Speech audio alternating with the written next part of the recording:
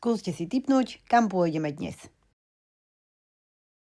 Čaute, dnes tu máme Ľuba Lešťaka so svojou ľubovoľnou tvorbou. Prešov, že? Áno. A ty máš aj veľmi rád históriu. Prešova. Pre teba je ktorá najkrajšia časť mesta a prečo? No všetky historické časti, od námestia cez uličky. Chcel by si bývať tu v centre? Áno. Aj vymenil by si dom za byt v centre? Nie. Čiže aj by si chcel? Ja to vlastne aj tak mám. Áno. Povedz mi, čo robíš okrem toho, že robíš krásne tetovania a napríklad aj takéto obrazy. Všelijaké. Teraz som začal trošku pušovať do textilu a otláčať veci. Takže sa máme na čo tešiť.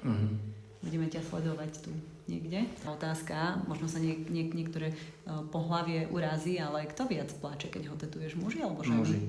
Muži? No jasné. Čo najčastejšie si ľudia dávajú pretetovať? Pretetovať. Väčšinou obrázky dávajú, alebo aj mená? Dávajú si ľudia pretetovať aj mená? I tvár som pretetoval. Typek sa rozviedol a robili sme z aniela, nie aniela. Čerta. Povedz nám, Ľubo, ešte, kde ťa nájdeme? Okrem Instagramu.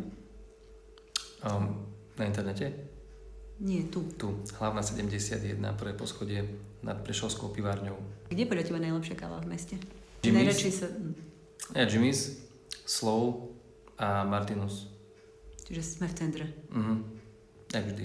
Pozrite, aký má krásny, svetlý priestor tento mladý muž, lebo on má rád historické budovy. Čo sa smeješ? A keby si mal mať taký dom, alebo respektíve byt v meste, No.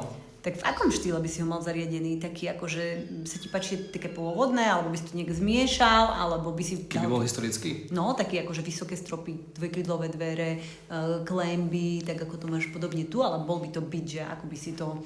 Tak zachoval by som tam toho ducha, každopádne, že to bolo historické a zladil to akože... Prepichol by si to s moderným? Ale také čisté, moderné veci. Dobre, takže keď chcete tetovanie, alebo perfektné tričko, tak sledujte tohto chlapíka. Čaute. Oprava. Čaute.